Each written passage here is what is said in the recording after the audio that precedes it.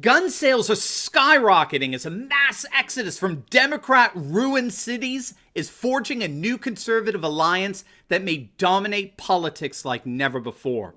In this video, we're going to look at the implosion of left-wing cities throughout our nation as more and more residents flee, and how the surge in gun sales, especially among first-time buyers, suggests that a new conservative coalition is forming that may dominate politics as far as the eye can see. You are not going to want to miss this. Greetings, everyone. Patriots all across the globe. Dr. Steve here with you. Great to be with you as always. If you're new to our channel, we analyze current events, analyze some super awesome conservative trends so we can all live in the present in light of even better things to come. So if you haven't already done so, make sure to smack that bell and subscribe button. It'd be an absolute privilege to have you as a regular part of this channel where each and every day we together celebrate the inevitable collapse of left-wing globalism and the unstoppable rise of a new conservative age. Now, before we dive in here, let's give a huge shout out to the sponsor of this video, and that's Virtual Shield. Now, gang, if you're not using a VPN or virtual private network on your desktop, tablet, or mobile device while browsing the internet, then you really are exposing yourself to a lot of potential danger. But protecting yourself online has simply never been easier. Let me show you. Here's how all you have to do. You go to virtualshield.com, you download the free 30-day trial, install it, and click connect. And once I'm connected, do you see how my IP address is now different from before? I'm now basically invisible on the web. So if you don't want websites or the government or advertisers or anyone else knowing your website activity, then you need to download this VPN. Now, to make it even better, Virtual Shield is offering our audience 50% off all VPN plans and all premium add-ons. So do not wait. This is a limited time offer. Click on the link in the description below and sign up for a free 30-day trial to Virtual Shield VPN today. All right, gang, so let's dive right in here. One of the major ongoing developments that we've been analyzing on this channel is the massive geographic restructuring that's been going on all over our nation over the last several months, where we're seeing an unprecedented flight from our cities and metropolitan centers, which has amounted to nothing less than this mass exodus of residents leaving our nation's cities and relocating to safe, conservative, exurban neighborhoods. And this, of course, began when the pandemic hit, but increased dramatically with all the carnage and looting that came as a result of the race riots. And that was made even worse than with the Democrats' political response, which was to largely cut the budgets of police officers, which is just exacerbating the damage. So let me give you an example of why people are leaving. I don't know how many of you saw this. This was a headline that this morning coming out of New York City. 5 wounded, including a 6-year-old boy and his mom, in shooting at Brooklyn Juve celebration. Now, the shooting took place at around 3 a.m. in the early morning.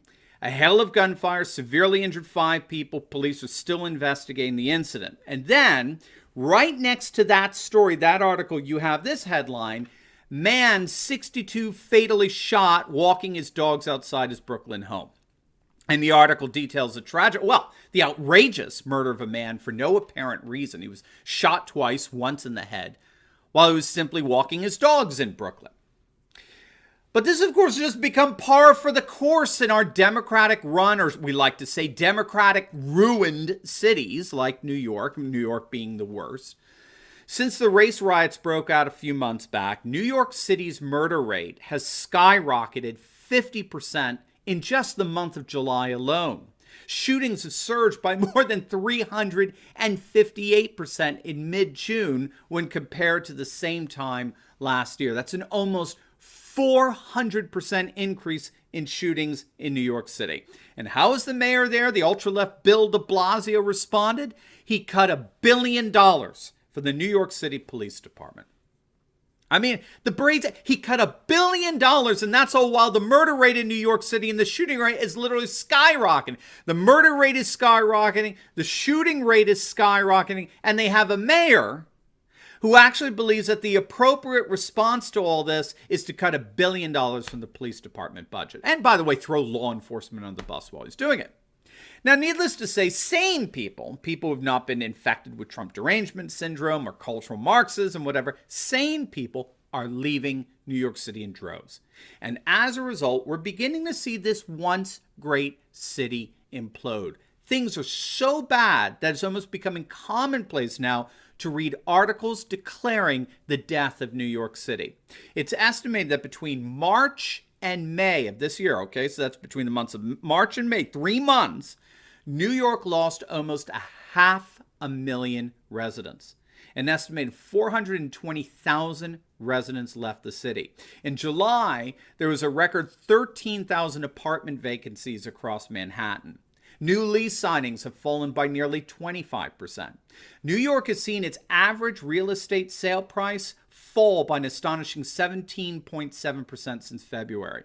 CNBC reported a couple of months back the coronavirus epidemic was causing New York's wealthy to leave the city. They're taking their families and, yes, their money, their tax base, and they're moving to the surrounding suburbs and exurbs to escape the crowded lifestyle that became such a hot spot for the coronavirus on the one hand, and also made them so vulnerable to the violence that swept the city during the race riots on the other. And as I'm sure you know, what's happening to New York City is happening to cities all across the nation. Let's take, for example, San Francisco. Rent prices for a one-bedroom apartment have dropped there by an astounding 11.8% in the last year, and it's continuing to fall. We've also seen residential vacancy rates nearly double. They've jumped from 3.9% to 6.2%, and commercial rental vacancies have jumped from 5.4% to nearly 10%. In downtown Los Angeles, condo sales have dropped 42%.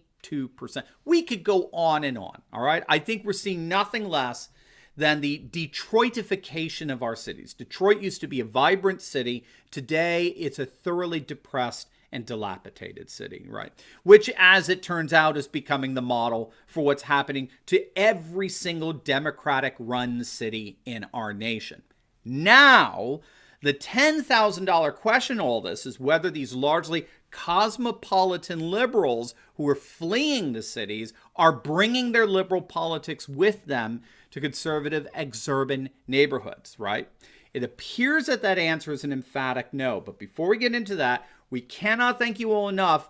For those of you who have signed up for our brand new Turley Talks podcast, we are number 23 in the nation of political commentary.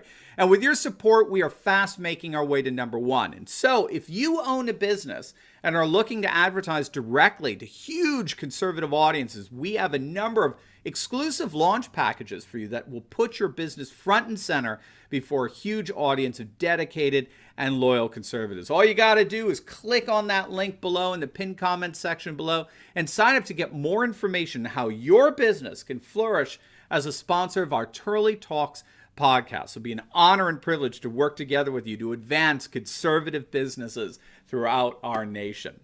All right, so as to the question of whether those fleeing the cities are bringing their liberal politics with them, the studies have yet to come in to answer that question definitively, but we do have some anecdotal evidence here that suggests that the answer is an emphatic no.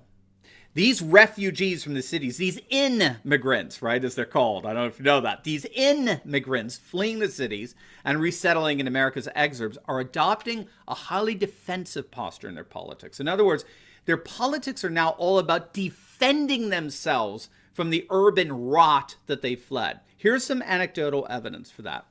Gun sales increased nearly 60% in August. That followed a 135% increase in the month of July, and even more astonishing 145% surge in June. All told, already, as of this year, nearly 15 million firearms have been purchased, which is 1 million more than the total sales in 2019. And we still have 4 months to go, right, including September. Now, here at least is a potential key to understanding whether those who are fleeing the cities are bringing their politics with them. Here it is. There are now nearly 5 million first-time gun buyers thus far in 2020. The National Instant Criminal Background Check System database from January of this year through to July has found that, get this, over 12 million background checks were conducted. 40% of those 12 million were first-time background checks, right? Making up nearly 5 million brand new first-time gun owners. Now, can I ask you a simple question? How many of them Do you plan on voting for the Democrats, who are the ones promising to take away their guns?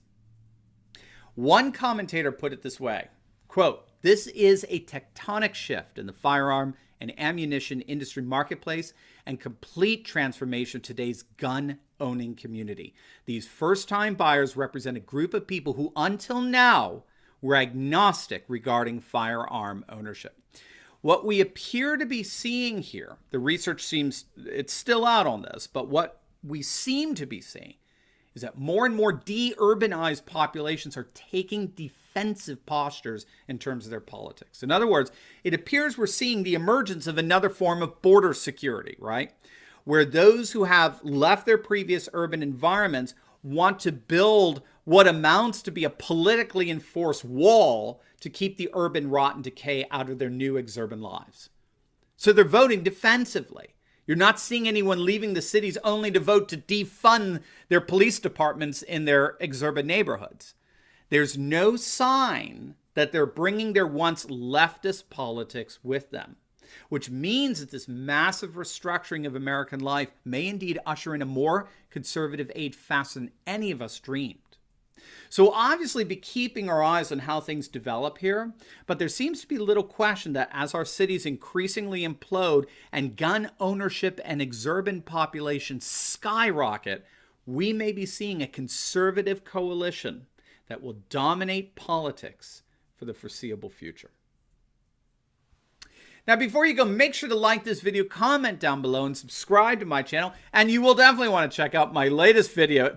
I just uploaded. It's going to make your day on how Democrat strategists are in an absolute panic as the suburban vote that they were relying so heavily on for November is slipping away from Biden. You're going to absolutely love it. So make sure to click on the link, and I will see you over there. God bless.